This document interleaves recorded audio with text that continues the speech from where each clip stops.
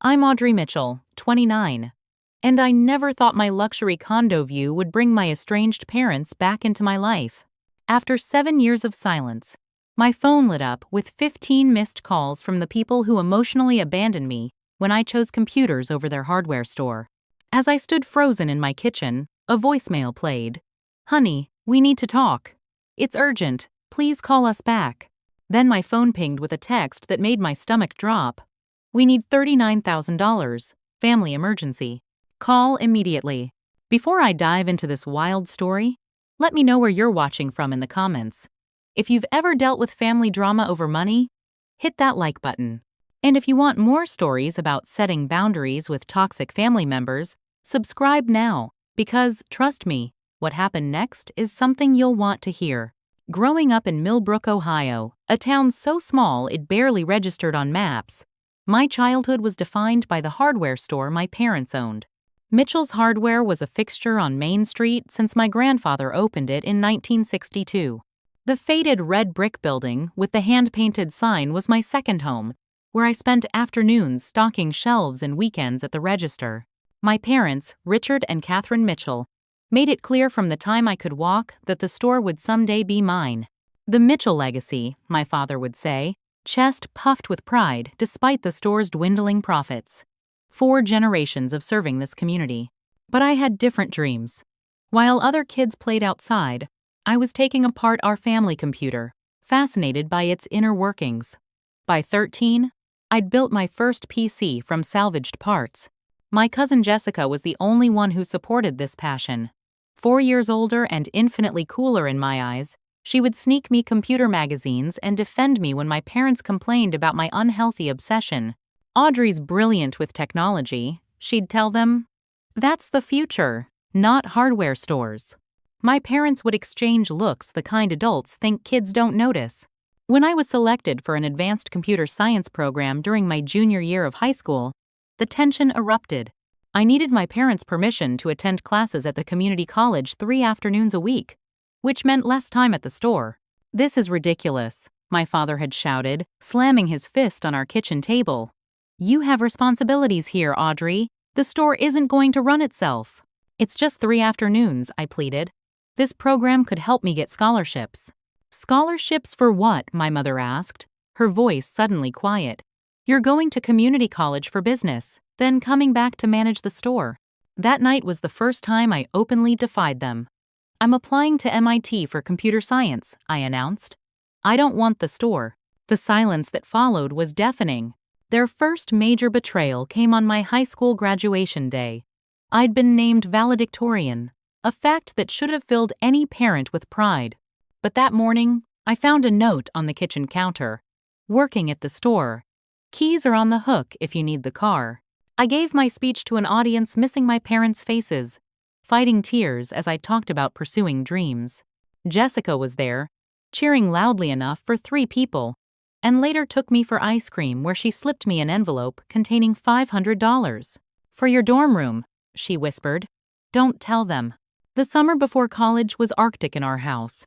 When my MIT acceptance came with only a partial scholarship, my parents made their position clear. "We've been saving for the store renovation, not for you to abandon the family," my father said. "If you choose this path, you're on your own." I took out student loans and worked 3 jobs: campus library assistant, weekend tech support, and late-night coding for a startup. Jessica would occasionally send small amounts when she could, always with encouraging notes. "Killing it, cuz. So proud of you." During those 4 grueling years, my parents' absence was a constant ache. They never visited, never called. My mother sent impersonal birthday cards with no money and generic messages. My father didn't even sign them. The final blow came when they refused to attend my college graduation, despite my personal invitation and offer to pay for their travel. I graduated with honors, landed a job at a top tech company in Seattle, and decided that day to stop trying. If they couldn't celebrate my successes, they didn't deserve to be part of my life. For 7 years, that decision brought me peace. Until Jessica posted that photo, Seattle embraced me in ways my hometown never could. The misty cityscape, perpetually green and vibrant despite the rain, felt like a physical manifestation of the fresh start I craved. Starting as a junior developer at Nexus Technologies, I threw myself into work with the same determination that got me through college alone. My tiny studio apartment was nothing special, just 450 square feet with a kitchenette and a view of another building's brick wall, but it was mine, paid for with my own money. I'd sit cross-legged on my bed with my laptop, coding late into the night, taking on freelance projects to build my savings. Every extra dollar went toward my student loans and an emergency fund, a habit born from years of financial insecurity. "You're going to burn out," warned my first friend in Seattle, a UX designer named Zoe who took me under her wing. "There's more to life than code and paying off debt." Gradually, I allowed myself to build connections. Zoe introduced me to her friend group Michael, a sardonic cybersecurity analyst, Tara, a bubbly marketing manager, and Damon, a quiet graphic designer who later became our team's illustrator at work. We had weekly movie nights, hikes on weekends, and they became the family I chose. My career progression was steady and then suddenly meteoric when I developed an algorithm that significantly improved our main product's performance. At 26, I was promoted to senior developer with a salary that made me dizzy when I saw the offer. At 28, I became team lead. The day I paid off my student loans, I cried in the bathroom at work, then composed myself and began searching for real estate listings. 3 months later, I was signing papers for my dream condo in the glass-towered Emerald Heights building downtown, 2 bedrooms, floor-to-ceiling windows, and a balcony overlooking Elliott Bay. The master bathroom alone was bigger than my first apartment. "This view is insane," Jessica said during her first visit, snapping photos from every angle of my floor-to-ceiling windows. "I'm so proud of you, Audrey." Jessica remained my only connection to biological family. She'd visit twice a year, keeping me minimally updated on family gossip I pretended not to care about. She was careful never to push about my parents, understanding the depth of that wound. "They ask about you sometimes," she mentioned once, testing the waters. "And what do you tell them?" I asked, keeping my voice neutral. "That you're doing well." Nothing specific. She respected my privacy, or so I thought. Weekly therapy sessions helped me process the abandonment. Dr. Winters, with her calm demeanor and direct approach, guided me through the grief of losing parents who were still alive. "Family estrangement is more common than people think," she assured me. "You're allowed to protect your peace." And I had found peace, finally. A fulfilling career, true friends, a home that represented security, and enough therapy to recognize my worth wasn't tied to my parents' approval. Then came Jessica's innocent mistake. During her spring visit, she captured a sunset from my balcony, streaks of orange and pink reflecting on the water, the Space Needle perfectly framed. She posted it on Instagram with the caption, "Cousin time at the best view in Seattle. Number blessed number Emerald Heights. Number sunset." She had tagged not just me, but my location. The luxury building's name and its well-known status were visible to anyone who looked at her profile, including extended family who still followed her despite the estrangement between my parents and me. Within hours, her post had sparked a family wildfire. My phone began lighting up with notifications, distant relatives I barely remembered suddenly finding me on professional networks, sending friend requests, and messaging congratulations on my obvious success. Then came a text from my Aunt Linda. "Your mother is so proud of where you've landed. That building is one of the most exclusive in Seattle." I froze, staring at the message. My mother hadn't spoken to me in 7 years. There was no way she was discussing pride in my accomplishments. When I confronted Jessica, she was horrified. I didn't think about the location tag. "I'm so sorry, Audrey. I'll delete it immediately." But it was too late. The information had spread through the family grapevine with the speed only gossip about money can travel. Within days, the first message from my father appeared in my inbox, followed quickly by my mother's calls.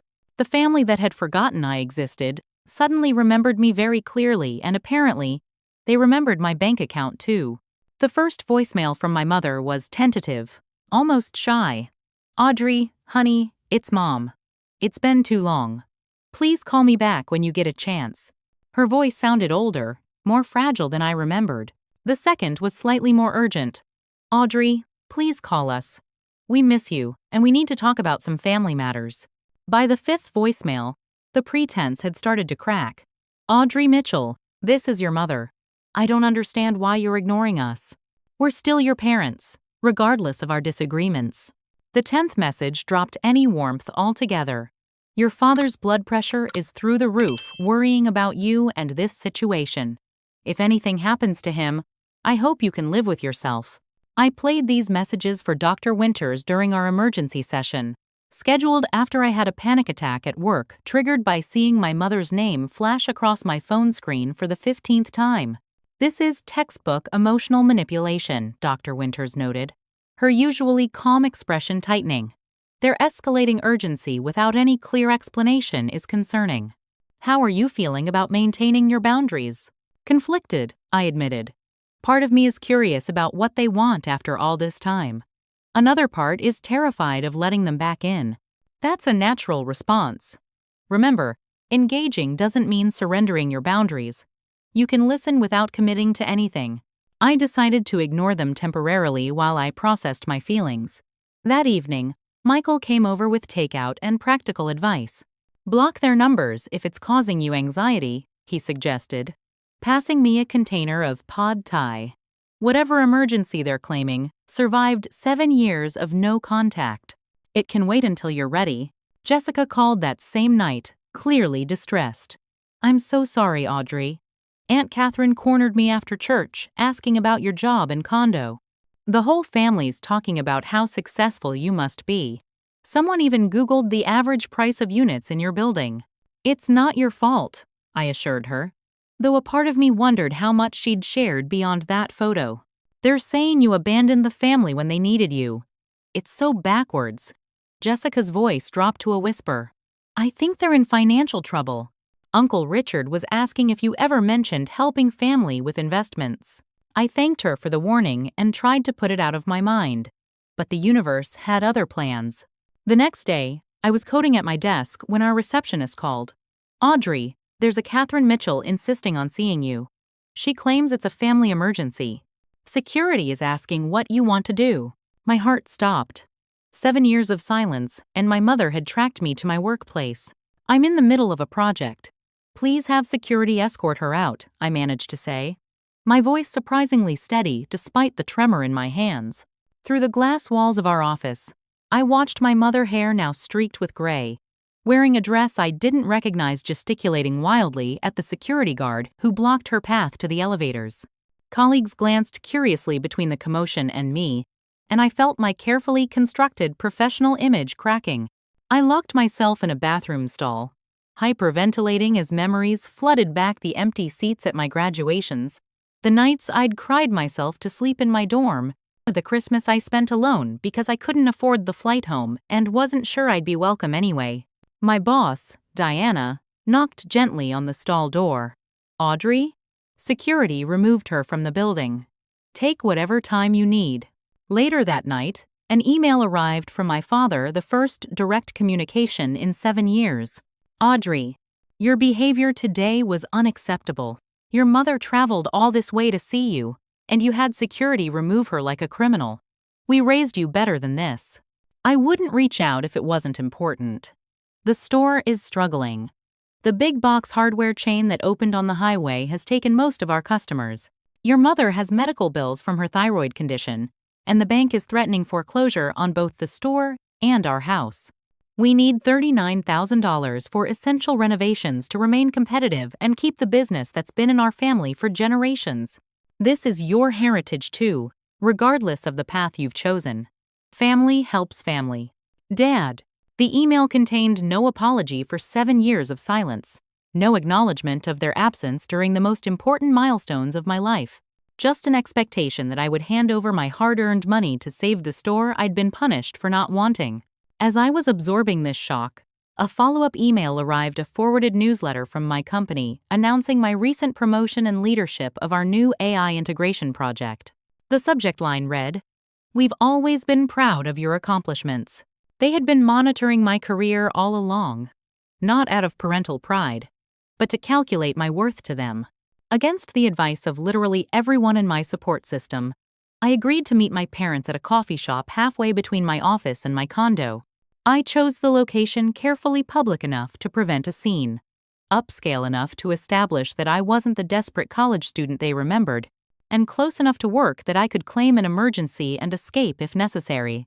I arrived 15 minutes early, selecting a corner table with my back to the wall and clear sightlines to all exits, a strategy Michael had suggested after his military years.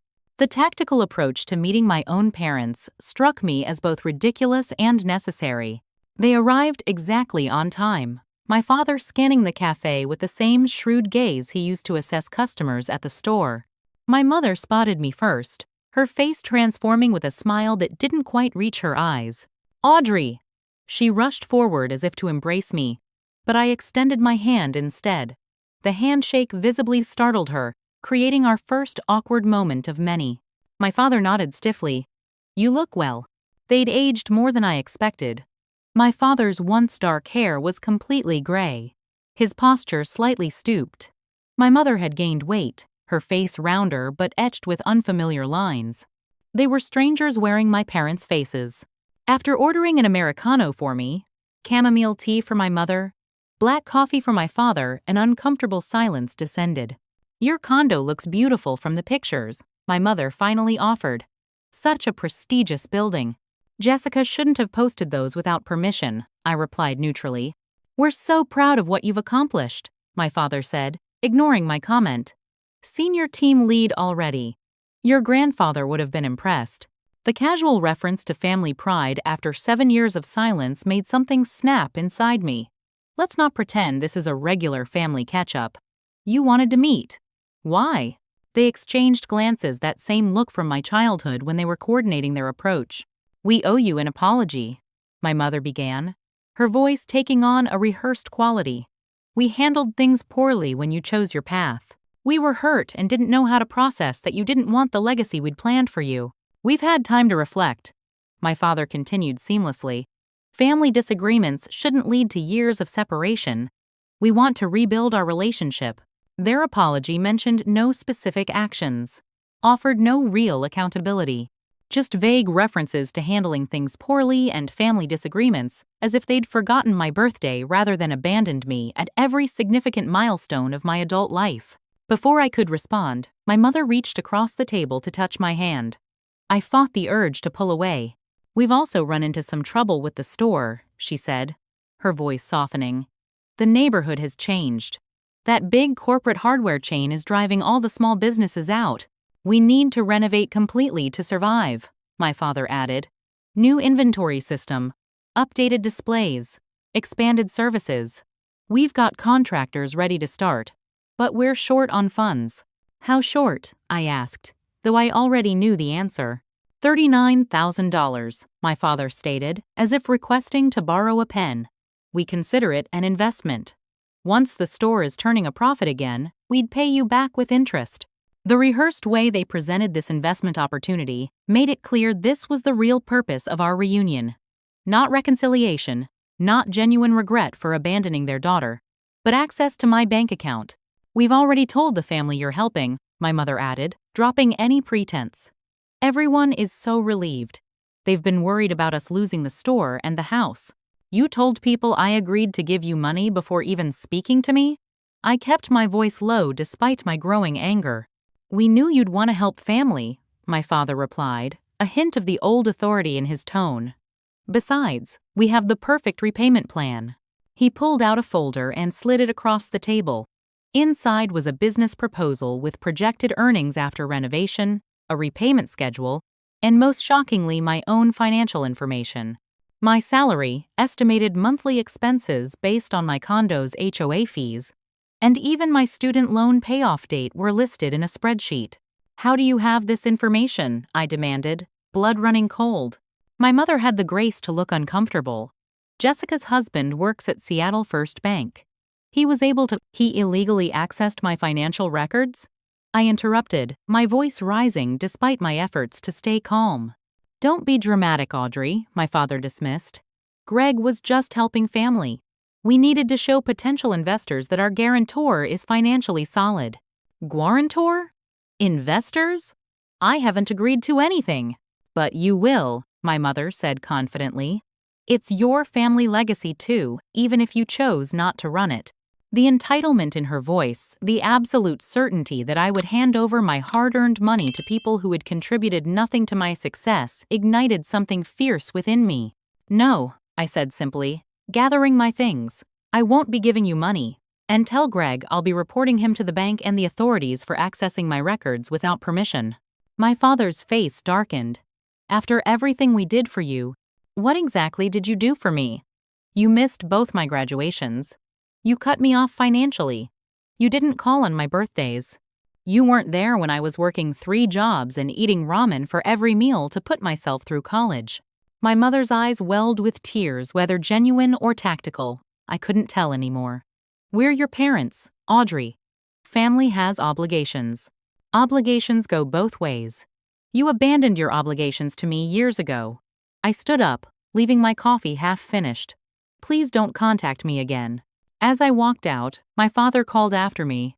Your selfishness will devastate the family. Is that what you want? To destroy your parents? Several cafe patrons turned to stare, but I didn't look back. Outside, in the safety of my car, I finally allowed myself to shake, gripping the steering wheel until my knuckles turned white. My phone began buzzing immediately with messages from extended family, aunts, uncles, cousins. I barely remembered, all expressing disappointment in my refusal to help in a family crisis. They had been waiting for the outcome, vultures circling. My parents had set a trap, and I had walked right into it. But they had underestimated how much strength I'd gained in my years of independence. I was no longer the desperate girl who craved their approval. The war they'd just declared would not end the way they expected. The smear campaign began within hours of our coffee shop confrontation. My phone buzzed constantly with messages from family members I hadn't spoken to in years. Some I barely remembered. Blood is thicker than water, Audrey. How could you turn your back on family? Your grandfather would be ashamed. He built that store from nothing. Do you know your mother cried for days when you abandoned the family? Now you're doing it again. Each message twisted the knife, rewriting history to cast me as the villain who abandoned them, not the child who had been discarded for choosing the wrong career. I blocked number after number, feeling like I was playing a macabre game of whack-a-mole. Michael suggested I deactivate my social media accounts temporarily, but that wasn't an option with our company's release schedule. As team lead, I needed to remain accessible to my developers. Instead, I locked down my privacy settings and asked our IT department to strengthen my work email filters. 3 days after the coffee shop incident, Zoe sent me a link that made my blood run cold. A GoFundMe campaign titled Save the Mitchell Family Legacy featured my professional headshot from the company website, alongside a story claiming I was partnering with my parents to save our historic family business. The campaign description wove a heartwarming tale about a successful daughter returning to help the struggling family that supported her dreams, a complete fiction that had already raised over $7,000 from distant relatives and hometown acquaintances. This is identity theft, Zoe said when I called her, panic rising in my throat.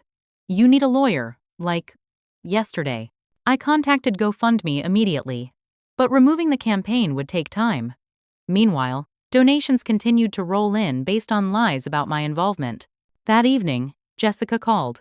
I had been avoiding her, unsure how much she knew about my parents' scheme. Her voice sounded strained when I finally answered. I need to tell you something, she said without greeting. I knew they wanted money when I posted that photo. The admission hit like a physical blow. What?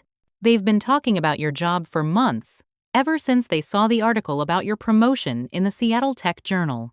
They kept asking if I knew how much you made, if you had student loans, if you ever mentioned helping family. My hands trembled as I gripped the phone. And you didn't think to warn me? I didn't think they'd actually contact you. They were just talking, like they always do. Her voice cracked. But then I heard Uncle Richard tell Aunt Catherine that my photo was exactly what they needed after I posted it. I should have called you immediately, but I was scared you'd cut me off too. Did you know Greg accessed my bank records? I demanded. The silence on the other end confirmed what I feared. Jessica, how could you? You were the only person from that family I still trusted. He just mentioned he could look up anyone's credit score through the bank system. I never thought he'd actually do it.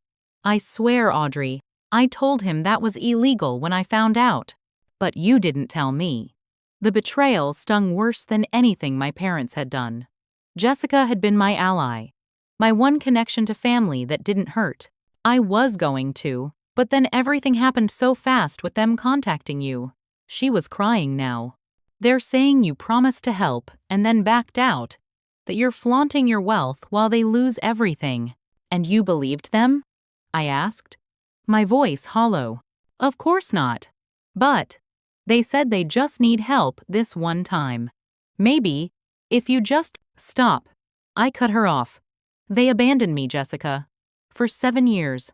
Now they want my money. And you're taking their side? I'm not taking sides. I love you both. I just hate seeing the family torn apart. The family was torn apart long before this, I said quietly. And now I know where your loyalty really lies. After hanging up, I discovered Jessica had given my parents my home address. They appeared at my building that evening with 5 other family members in tow: my father's brother and his wife, my mother's sister, and 2 cousins I barely recognized. Mr. and Miss Mitchell. Miss Mitchell has requested no visitors, my building's doorman explained with admirable professionalism when I refused to come down. That's ridiculous. We're her parents. My mother's voice carried through the lobby phone. I'm sorry, but I'll have to ask you all to leave before I call the authorities. We're not leaving until we speak to our daughter, my father shouted. The doorman, true to his word, called the police. By the time officers arrived, my uncle was recording the scene on his phone, narrating about heartless building staff keeping a family apart. From my window 18 floors up, I watched them finally leave, gesturing angrily. The family group chat, which I still hadn't left, masochistically monitoring their narrative, exploded with outrage about the police being called on elderly parents trying to visit their only child. The following Monday, massive flower arrangements began arriving at my office, one each day, with cards containing emotional manipulation disguised as affection. Remember when we took you to the Science Museum for your 10th birthday? We've always supported your interests. Please call us. Your mother isn't sleeping from worry about the store. Just one meeting with the bank is all we ask. The treatment for your mother's condition isn't covered by insurance. We wouldn't ask if we had any other option. My colleagues exchanged uncomfortable glances as delivery after delivery arrived. I donated each arrangement to the children's hospital nearby, but the damage to my professional reputation was accumulating. The final straw came when our receptionist buzzed me. Audrey, your father is on line 3. He says it's an emergency regarding your mother's health. I took the call in the conference room, away from curious ears. There is no emergency, is there? I said immediately. Your mother could have an emergency if this stress continues, my father replied. Not even pretending.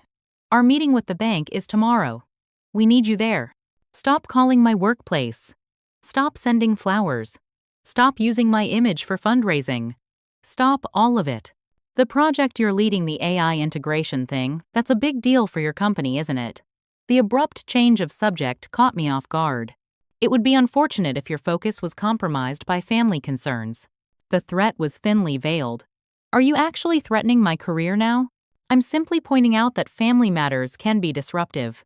Your boss, Diana, is it? Seemed very understanding when I called to explain our situation. Ice flooded my veins. You contacted my boss? Family emergency, he confirmed, sounding pleased with himself. She was very sympathetic. After ending the call, I immediately went to Diana's office, mortified and furious. She looked up from her computer with concern. I was just about to call you in, she said. I received a concerning call from someone claiming to be your father. He said you're dealing with a family health crisis and might need leave. My hands shook as I explained the actual situation, the estrangement, their sudden reappearance, the financial demands, and now the interference with my work. Diana's expression darkened. That's completely unacceptable. HR needs to be informed so we can block future calls. She paused. Audrey, I'm concerned this is affecting you more than you're letting on. The AI project is crucial for us, and frankly, you haven't seemed yourself lately. The implication was clear: my family drama was impacting my performance. The project I'd worked toward for years was at risk because of their interference. "I've already lost 7 years to their manipulations," I said firmly. "I won't lose this opportunity too. I'll handle it." But as I left Diana's office, a notification appeared on my phone, a credit alert warning of an application for a loan in my name that I hadn't submitted. They weren't just after my current money, they were trying to access future funds through identity theft. The war had escalated beyond what I could have imagined. Sleep became a distant memory. Night after night, I lay awake cycling through anxiety, rage, and paralyzing fear. Would they show up at my workplace again? What other financial information had they accessed? How much damage could they do to my career? During the day, I maintained a facade of calm professionalism, but my team noticed the changes. I snapped at minor coding errors, jumped whenever my phone rang, and drank so much coffee my hands trembled during presentations. "You need help," Michael said bluntly over dinner at my condo. He and Zoe had started taking turns checking on me, concerned by my deteriorating state. "This is beyond what friends and therapy can handle. You need legal protection." He was right. The next morning, I contacted Patricia Alvarez, an attorney specializing in family law and identity theft. Her office, with its soothing blue walls and air of quiet competence, felt like the first safe space I'd encountered in weeks. "Unfortunately, I see cases like yours frequently," Patricia said after I'd explained my situation. "Family estrangement followed by financial exploitation is more common than people realize. The good news is we have several options for protecting you legally.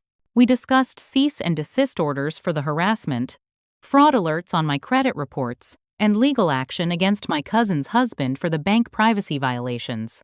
As I left her office with a concrete action plan, I felt a weight lift until my phone rang with an unknown number. "Audrey Mitchell?" an unfamiliar voice asked. "Who's calling?" I responded warily.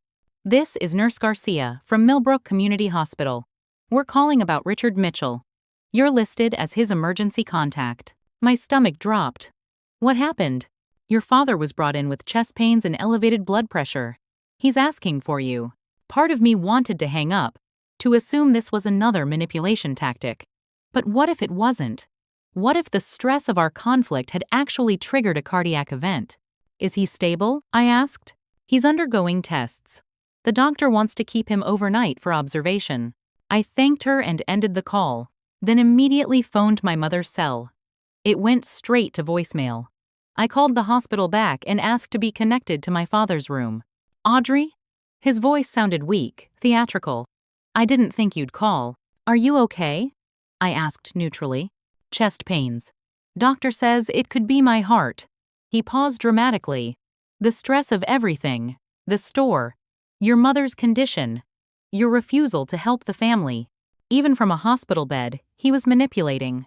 "I'm glad you're getting medical attention," I said carefully. "I need to go now." "Wait. Your mother is meeting with the bank tomorrow. They're going to foreclose unless we show proof of incoming funds." "Audrey, please. I'm begging you from a hospital bed." I ended the call without responding, shaking with a complex mix of emotions. Within minutes, a text arrived from my mother. "How could you hang up on your sick father? He might be dying, and all you care about is yourself." I forwarded the messages to Patricia, who called me immediately. "This is a common manipulation tactic," she assured me. "I've seen parents fake medical emergencies to create guilt and urgency. Focus on the protective measures we discussed." The following morning, as I was leaving for work, I found my parents waiting in my building's lobby. My father, supposedly hospitalized with potential heart problems, stood perfectly healthy beside my mother. "You need to leave," I said immediately, signaling the doorman who was already reaching for the phone. "Just listen," my mother pleaded, stepping forward. "Your father checked himself out because the bank meeting is too important. If you just come with us." The doorman approached. "Is there a problem, Miss Mitchell?" "These people are trespassing. They're not allowed in my building," I stated clearly. "Loud enough for the security cameras to record." "You're choosing money over family," my father hissed as the doorman escorted them toward the exit. "After everything we sacrificed for you." My mother's face contorted with theatrical grief. "My own daughter! Watching us lose everything? when she lives in luxury. Their performance was interrupted by the arrival of two police officers responding to the doorman's call. As they were questioned outside, I escaped through the garage entrance, texting Michael to meet me at work with the emergency bag I'd prepared at his suggestion. That day was supposed to be my final presentation to the executive team about the AI integration project, a career-defining moment I'd worked toward for months. Instead, I sat in Diana's office explaining why I needed an emergency leave of absence. "I understand," Diana said, her expression sympathetic but disappointed. "Jenkins can cover the presentation. But Audrey, this is a setback for your career trajectory here." "I know," I acknowledged, the unfairness burning in my throat. "But they've escalated to showing up at my workplace and home. I need to resolve this before it gets worse." Back at Michael's apartment, where I'd agreed to stay temporarily, I received an alarming email from my credit monitoring service. Loan applications had been submitted in my name to 3 different lenders. When I called to freeze my credit, the representative confirmed the applications included accurate personal information that only someone with access to my identification documents would know. They used my childhood information, I realized aloud, remembering the box of my documents, birth certificate, social security card, childhood passport that had remained at my parents' house after I left for college. Information that predated my estrangement, that I had no legal way to reclaim. That night, as I tried to sleep on Michael's uncomfortable futon, my phone lit up with a string of messages from Jessica. "Your parents took out loans from really fast cash using your old documents. They're telling everyone you promised to co-sign properly but backed out. I'm so sorry, Audrey. I had no idea they would go this far. They're completely underwater financially. The store hasn't been profitable for years. Uncle Richard has a gambling problem. That's where most of the money went." The revelation about my father's gambling explained so much: the desperation, the escalating tactics, the willingness to commit fraud. This wasn't just about saving a failing family store. It was about covering up years of financial mismanagement and addiction. "Do you have proof of the gambling?" I texted back. Aunt Catherine confided in my mom. "He's been taking cash from the store register for years to place bets. She's covered for him, taking out credit cards in her name. They're maxed out everywhere." This changed everything. They weren't just after my money for the store, they needed it to cover gambling debts, probably from unsavory sources.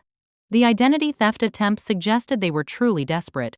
I forwarded everything to Patricia and called Detective Rivera, who had been assigned to the identity theft case. His response was immediate and concerning. "Miss Mitchell, based on what you've shared, I believe your parents may be involved in a pattern of financial fraud beyond just the attempts involving your identity. We should meet tomorrow to discuss next steps." That night, surrounded by friends who refused to leave me alone, Michael sleeping on the floor beside the futon, Zoe and Tara taking shifts by the door, I finally broke down completely. The sobs came from somewhere primal. Grief for the family I'd never really had. For the parents who saw me as a resource rather than a daughter. In the darkness, as my friends slept around me in a protective circle, I made a decision. This would end on my terms, not theirs. I would stop reacting and start taking control. The breaking point had come, and with it, strange clarity. I had spent years in therapy processing the abandonment, but I had never truly accepted that my parents were not the people I wanted them to be. Now, faced with irrefutable evidence of their willingness to destroy me for their own gain, I could finally see them clearly. My phone buzzed with another text from my mother. "Your father collapsed again after you humiliated us in front of the police. If he dies, his blood is on your hands." For the first time, the manipulation didn't trigger guilt or doubt. Instead, I felt a calm certainty as I typed my response. "I've reported the fraudulent loan applications to the police. A detective will be contacting you. Do not attempt to contact me again." Then I blocked their numbers, turned off my phone, and for the first time in weeks, slept dreamlessly through the night. The morning light streaming through Michael's apartment windows felt symbolic clarity after darkness. I woke with purpose, my mind organizing priorities with the same efficiency I applied to coding projects. 1. Secure legal protection. 2. Gather evidence. 3. Protect financial and professional standing. 4. rebuild boundaries on my terms. My first call was to Diana, requesting a video meeting rather than the leave of absence we'd discussed. I'm not running from this, I explained. I need to face it head on while maintaining my professional responsibilities. Her respect was evident in her response. That's why we hired you, Mitchell. Log in at 9, and we'll adjust the presentation schedule. Next came an emergency session with Dr. Winters, conducted via secure video from Michael's kitchen table while he tactfully worked in his bedroom. What you're experiencing is a trauma response, she explained as I detailed my emotional shutdown the night before. The parents you've been grieving and the parents who are currently harassing you have merged in your mind, triggering both old and new wounds. But I feel different today, I admitted. Almost detached, but in a productive way. That's actually a healthy development. You're separating your emotional need for parental approval from your practical need for protection. The question is, what boundaries will serve you now? That question guided me through the decisive actions of the next few days. Patricia filed an emergency restraining order based on the escalating harassment and identity theft attempts. Detective Rivera opened an official investigation, collecting statements from my building staff, colleagues, and Jessica, who had finally chosen to stand with me rather than enable my parents. The company's security team, alerted by Diana, installed additional measures at our building and provided me with a security consultant who conducted a thorough assessment of my digital and physical vulnerabilities. Your biggest weakness was sentimentality, the consultant noted bluntly, reviewing my social media. Family photos, childhood references, location tags, all breadcrumbs leading back to you. He was right. Despite the estrangement, I had maintained digital connections to my hometown and family history, LinkedIn connections with former neighbors, Instagram follows with distant relatives, Facebook tags in Jessica's family gatherings. Each seemingly innocent link had created potential access points for my parents' escalating campaign. With the consultant's help, I methodically severed these connections, strengthened passwords, removed geotags, and enhanced privacy settings across all platforms. It felt like cutting away dead tissue, painful but necessary for healing. 3 days after filing the restraining order, we appeared in court. Seeing my parents across the courtroom, my father in an ill-fitting suit, my mother clutching tissues dramatically, should have shaken me. Instead, I observed them with the detachment of a scientist studying specimens. My mother attempted to approach before proceedings began, only to be intercepted by the bailiff after Patricia alertly signaled him. "We just want to talk to our daughter," my mother protested loudly enough for the entire courtroom to hear. "This is a family misunderstanding." The judge, a woman in her 60s with shrewd eyes and no-nonsense demeanor, was unmoved by their performance. When presented with the evidence harassment documentation, building security footage, fraudulent loan applications, and statements from witnesses, including my boss and doorman, she granted the restraining order immediately. The court takes a dim view of parental harassment and identity theft, regardless of claimed financial necessity, she stated firmly. The respondents are to remain 500 feet from the petitioner's home and workplace, with no contact via phone, email, social media, or third parties. My father's face darkened with the same expression I remembered from childhood disagreements, but my mother's theatrical tears dried remarkably quickly once she realized they weren't having the desired effect. As we left the courtroom, an unexpected figure approached my father's brother, Uncle Stephen, whom I hadn't seen since childhood. "Audrey," he said quietly, hanging back from the main group, "could I speak with you privately?" Patricia gave me a questioning look. I nodded, and we moved to a quiet corner of the hallway. "I want you to know," he began haltingly, "that what Richard and Catherine are doing, it's not new behavior. They did similar things to me years ago, and to your grandfather before he died."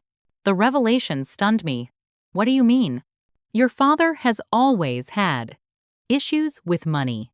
Gambling mainly, but also just magical thinking about finances. Your grandfather cut him off financially after multiple bailouts. Then they turned to me when you were about 10, claimed the store was failing and they needed capital. I remortgaged my house to help them." He looked down, shame evident in his posture. "They never paid a cent back. Claimed the loan was actually a gift because family helps family. I lost my house in the 2008 crash partly because of that second mortgage. We haven't spoken much since. Why are you telling me this now? I asked, suspicion mingling with curiosity. Because I should have warned you years ago, and I didn't. I stayed silent when they cut you off for choosing your own path, just like I stayed silent when they misused your grandfather's retirement funds. The family pattern is to enable Richard's behavior and then suffer silently when he inevitably betrays that trust. He handed me a folder. This is documentation of their previous financial manipulations. Detective Rivera might find it useful. As he turned to leave, he added, I was a coward, Audrey. You're braver than any of us, standing up to them. Don't let the family make you feel guilty for protecting yourself. That afternoon, armed with Uncle Stephen's documentation and Jessica's additional statements, I met with Detective Rivera at the police station. The evidence painted a disturbing pattern. My parents had systematically exploited family members financially for decades, using emotional manipulation and occasionally fraud to access funds they never repaid. This isn't just about identity theft anymore, Rivera explained. We're looking at a potential pattern of elder financial abuse with your grandfather, loan fraud with the bank applications, and possibly wire fraud with the GoFundMe campaign. What happens next? I asked, surprising myself with how calm I felt. We continue building the case. If charges are filed, you may need to testify. He hesitated. Miss Mitchell, cases involving family are always complicated. Are you prepared for that possibility? I considered his question carefully. I spent years thinking I was alone because I chose the wrong career path. Now I discover they've done this to others, that it was never about my choices, but about their patterns. Yes, I'm prepared to break the cycle, whatever that requires. That evening, I returned to my condo for the first time in days, accompanied by Michael and the security consultant. The building had implemented new protocols, no visitors without my explicit pre-approval, staff alerted to the restraining order, surveillance footage retained for longer periods. As I stepped into my space, the home I had created through my own efforts, I felt a profound sense of reclaiming what was mine. The view of Elliott Bay sparkled as the sunset painted the water gold and crimson, and for the first time since Jessica's innocent photo had triggered this nightmare, I could appreciate its beauty again. You okay? Michael asked, completing his self-appointed security sweep of my rooms. I am, I realized, the truth of it settling in my bones. For the first time in weeks, maybe years, I really am. My phone buzzed with a message from Jessica.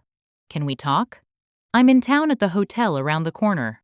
After confirming the restraining order didn't prevent me from contacting family members of my choosing, I invited her over.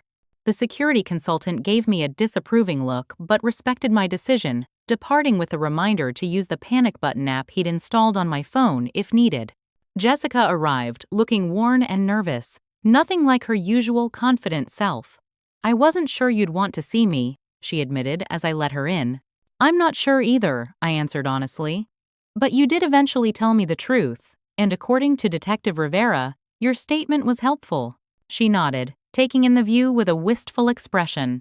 It really is beautiful. I should have considered what posting that picture might lead to. You couldn't have known they'd go this far, I conceded, though part of me still felt the sting of her initial betrayal. Actually, I should have, she contradicted me, sinking onto my couch. Aunt Catherine has always manipulated people to cover for Uncle Richard's issues. I just never thought they'd target you so aggressively. She met my gaze directly. I'm sorry, Audrey. I chose the comfort of family peace over warning you, and that was wrong. Her genuine remorse cracked something in my carefully constructed armor. What happens now? With the family? They're in chaos. The restraining order is being spun as you abandoning family in crisis. But Uncle Stephen speaking up changed things.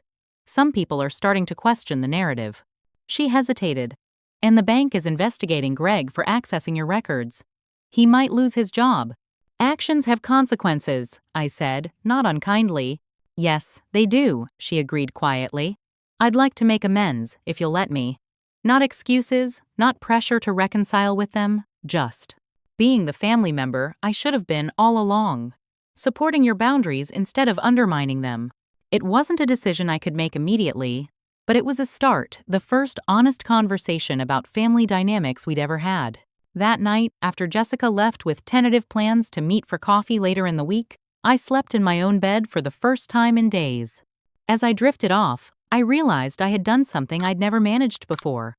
I had taken control of the narrative, refusing to be cast as either the dutiful daughter or the heartless abandoner in my parents' manipulative story.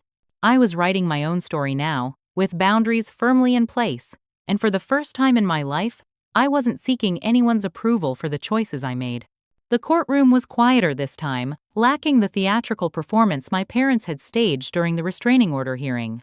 Now, facing the formal fraud charges Detective Rivera had compiled, they sat subdued beside their attorney, a harried-looking man whose expression suggested he'd heard multiple versions of their story. I sat beside Patricia, focusing on my breathing as Judge Martins reviewed the evidence. Uncle Stephen's documentation had opened a Pandora's box, revealing a pattern of financial exploitation spanning decades.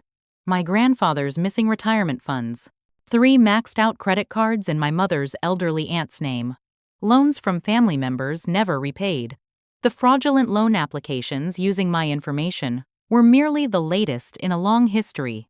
The court finds sufficient evidence to proceed with charges of identity theft, wire fraud, and financial elder abuse.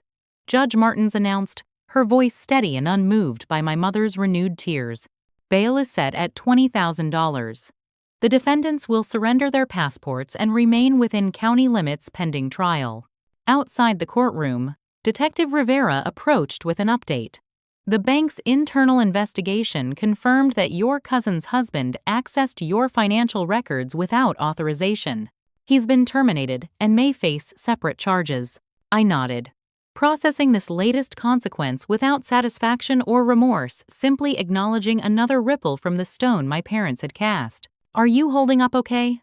Rivera asked, his professional demeanor softening slightly. I'm focused on moving forward, I replied, surprised by how true it felt. The panic attacks had subsided, replaced by a steady determination to reclaim my life piece by piece. Back at work, Diana called me into her office after the hearing. I braced myself for more career concerns, but instead found her smiling. The executive team reviewed your AI integration presentation yesterday, she began, sliding a folder across her desk. They were impressed enough to approve the full implementation budget, with you as project director. I stared at the folder in disbelief. But Jenkins presented it. Jenkins presented your work, with full credit to you, Diana corrected. The board recognized that your ability to produce this caliber of work while managing a personal crisis speaks volumes about your capabilities. Tears pricked my eyes not from the professional recognition, but from the simple humanity of colleagues supporting me rather than exploiting my vulnerability. It was a stark contrast to family that still sent messages through every available channel, alternating between accusations and pleas for reconciliation. Those messages decreased significantly after the fraud charges became public. The family narrative fractured as more relatives came forward with their own stories of financial manipulation. My mother's sister called to apologize for her role in the harassment, admitting she'd believed their version of events without question. They always painted you as the ungrateful daughter who abandoned them for money and success, she explained awkwardly. But that doesn't match the evidence or the Audrey I'm getting to know through other stories. Even Jessica's parents, my mother's brother and his wife, reached out cautiously, inviting me to Sunday dinner with a careful note that no discussion of Richard and Catherine will occur unless you initiate it. The most unexpected contact came from my father's former best friend, who had managed a competing hardware store across town. Your grandfather asked me to keep an eye on Richard's business dealings, he revealed during our coffee meeting. He knew about the gambling even back then. Before he died, he set up a small trust for you that Richard and Catherine never knew about. It wasn't much, but he wanted to ensure you had something they couldn't access. The trust contained just $12,000, a modest sum that had grown to nearly $20,000 through conservative investments. The amount wasn't life-changing for me now, but the knowledge that my grandfather had seen through my parents' manipulations and tried to protect me brought healing I hadn't known I needed. He was proud of your independence, the family friend added. He told me once that you were the first Mitchell in 3 generations with the courage to forge your own path. 3 months after the initial restraining order, I moved to a new building, not out of fear, but from desire for a fresh start. The luxury high-rise had enhanced security features and a stringent privacy policy for residents. Michael and Zoe spent a weekend helping me unpack, turning the space into a home that reflected my journey forward, rather than the trauma of recent months. The night before the criminal trial was scheduled to begin, I received a call from Patricia. "The DA's office has offered a plea deal," she explained. "Your parents will plead guilty to reduced charges of attempted identity theft and financial elder abuse in exchange for probation, mandatory financial counseling, and restitution to affected family members." "Will they serve time?" I asked, surprised by my own neutrality on the question. "No, but they'll have a permanent record that will prevent them from obtaining loans or opening lines of credit in the future. The store will likely be sold to cover debts." I considered what this meant: the end of the Mitchell legacy my father had used to manipulate me for so long. The 4-generation business would close not because I chose a different career, but because of my father's own actions. "Do they need my approval for the deal?" I asked. "No. But the DA wanted me to inform you before proceeding. I appreciated being included in the process rather than having decisions made about my life without my knowledge, another stark contrast to my family's approach. Tell them I have no objection," I decided. The goal had never been punishment, only protection and accountability. The following week brought an unexpected request from Jessica: permission to visit my new home. Our coffee meetings had progressed from awkward to cautiously comfortable as she demonstrated her commitment to respecting my boundaries. I agreed, setting clear parameters. No discussion of my parents unless I initiated it, no photos of my home on social media, and no sharing my address with anyone. When she arrived, her eyes widened at the view from my new balcony, a different perspective of the city, but equally stunning. "This suits you," she observed. "Fresh start?" "Something like that," I agreed, pouring the tea she preferred over coffee. "I've been thinking about fresh starts too," she said carefully. "Greg and I are separating." What he did. It made me realize I've been making excuses for behavior I shouldn't accept from a lot of people in our family. I listened as she detailed her own journey toward stronger boundaries, recognizing the courage it took to examine long-established family patterns. By the time she left, something had shifted between us, a new foundation based on mutual respect, rather than shared history or obligation. That evening, I received an email from Uncle Stephen with the subject line, "Mitchell's Hardware. Final chapter." He had purchased the building that housed the store, planning to convert it into affordable apartments while preserving the historic facade. "I thought you should know before you hear it elsewhere," he wrote. "The store inventory is being liquidated next month. If there are any childhood mementos you want to recover, I can arrange private access before the public sale." I stared at the offer for a long time, memories flickering like old film, arranging penny nails in their bins, the smell of sawdust, my grandfather's weathered hands showing me how to cut a perfect miter joint. Those moments belonged to a different Audrey, one who still believed family meant unconditional love and support. "Thank you for the offer," I replied after careful consideration. "There's nothing from the store I need to keep." It was true.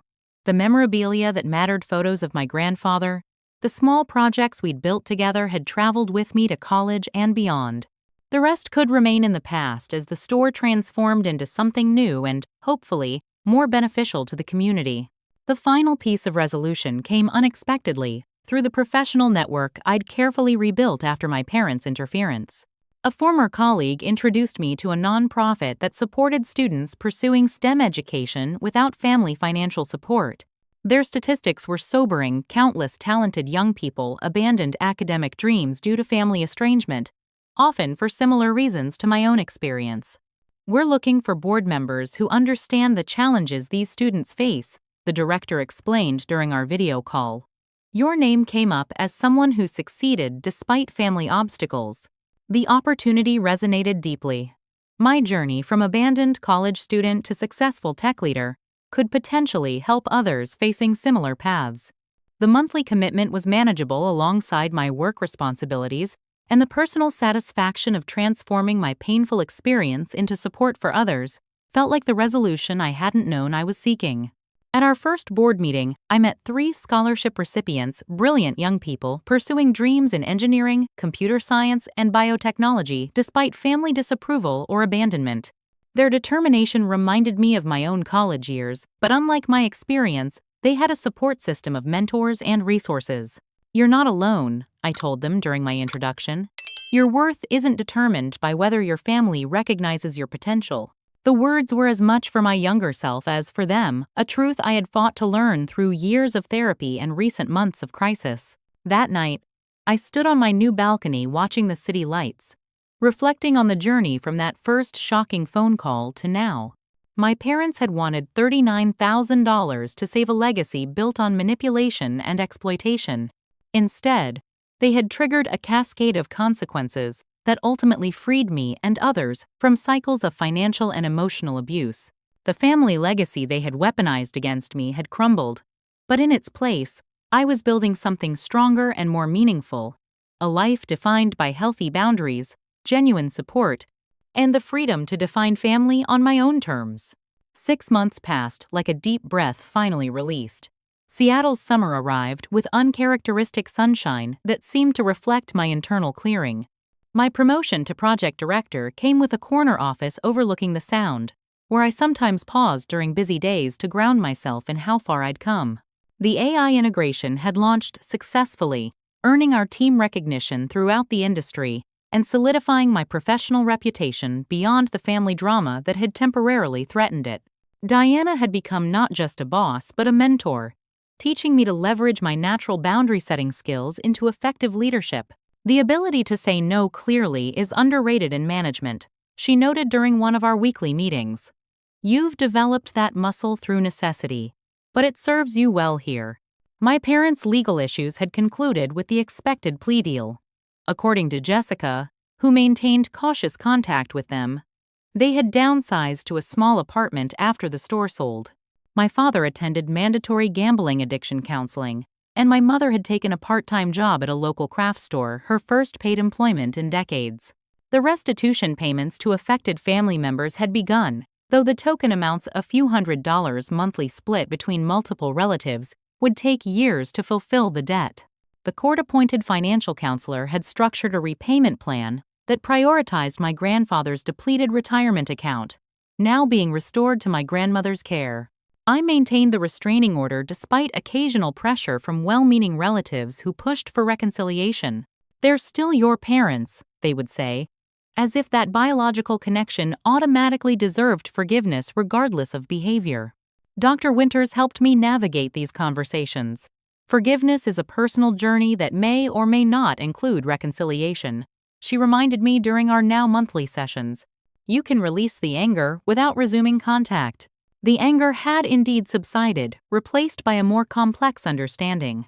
My parents were neither the monsters of the crisis months nor the idealized figures I'd yearned for in college. They were deeply flawed individuals shaped by their own limitations and addictions, responsible for their choices but not defined solely by their worst actions. This perspective allowed me to appreciate the positive influences they had unintentionally provided. My father's meticulous attention to inventory had shaped my organizational skills, and my mother's social networking had informed my ability to build professional connections. I could acknowledge these inheritances without needing their relationship. My new home became a gathering place for what Michael jokingly called my chosen family friends who had stood by me through crisis, colleagues who shared my intellectual passions, and even the carefully vetted biological relatives who respected my boundaries. Sunday dinners became a tradition, with cooking responsibilities rotating among the group. Uncle Stephen visited during a business trip, bringing historical family photos he'd salvaged from my grandparents' albums. "I thought you might want these for your own records," he said, showing me pictures of my grandfather at my age, standing proudly before the hardware store's original location. "He would have understood your path," Uncle Stephen assured me, pointing to a newspaper clipping about my grandfather's innovative inventory system that had revolutionized the business in the 1,960 seconds. He was forward-thinking too, just in a different era. The most significant healing came through my work with the STEM Scholarship Foundation.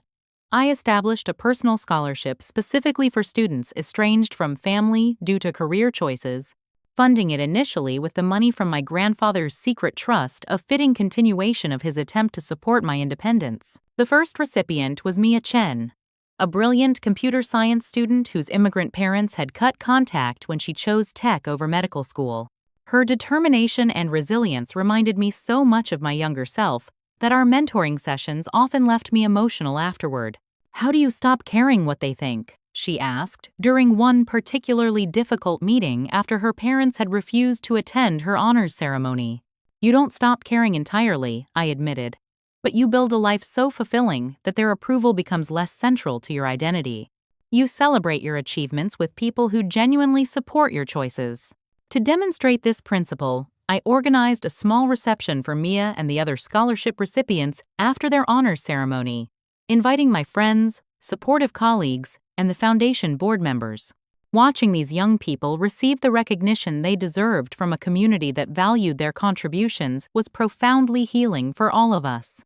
Jessica's journey paralleled my own in unexpected ways. After her separation from Greg became a divorce, she moved to Portland to start fresh, establishing healthy boundaries with various family members, including my parents. "It's strange," she reflected during one of her visits. "For years, I thought keeping the peace was the same as being supportive. Now, I realize that enabling harmful behavior isn't helpful to anyone."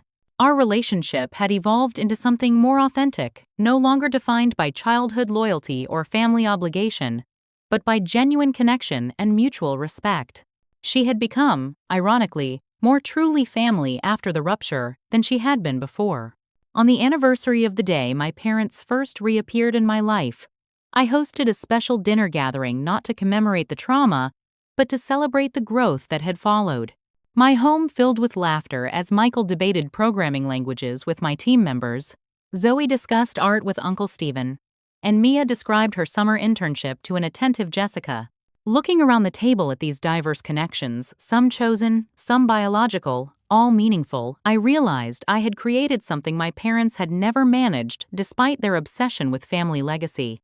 Genuine community based on mutual respect, rather than obligation or exploitation. Later, as guests departed with warm hugs and plans for future gatherings, Jessica lingered to help with cleanup. "I got a strange call yesterday," she mentioned casually, loading the dishwasher.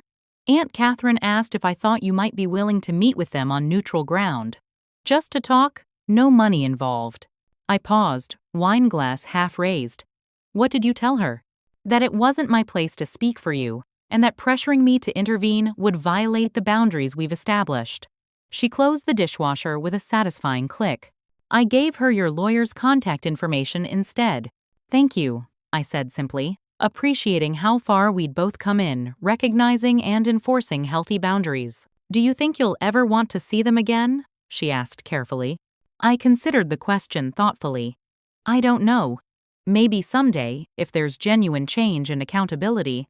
But I'm not waiting for that possibility to live my life fully." After Jessica left, I stepped onto my balcony with a cup of tea, watching the city lights shimmer against the water. The condo that had inadvertently triggered so much chaos had become a sanctuary of my own creation, filled with books I loved, art that spoke to me, and memories of genuine connection. The journey from that first shocking contact to this moment of peace hadn't been linear. There had been setbacks, moments of doubt, and lingering grief for the parents I had wished for, rather than the ones I actually had. But standing in the home I had built through my own efforts, surrounded by relationships based on mutual respect rather than exploitation, I finally understood the most important lesson. Family wasn't defined by DNA or obligation, but by how we treated one another. My parents had forgotten I existed until they needed something from me. In doing so, they had inadvertently freed me to create a life filled with people who valued my presence for who I was, not what I could provide. The inheritance I had received wasn't the hardware store or financial support, but the clarity to recognize my own worth and the courage to protect it. That was a legacy worth building upon, not with $39,000, but with boundaries, authenticity, and the family I had chosen for myself. Have you ever had to cut ties with toxic family members for your own well-being? What boundaries have you had to establish in your relationships? Share your experiences in the comments below. Your story might help someone who's struggling with similar challenges right now. If you found value in my journey, please hit that like button and subscribe to hear more stories about overcoming family drama and building a life on your own terms. Remember, sometimes the family we choose is more supportive than the one we're born into.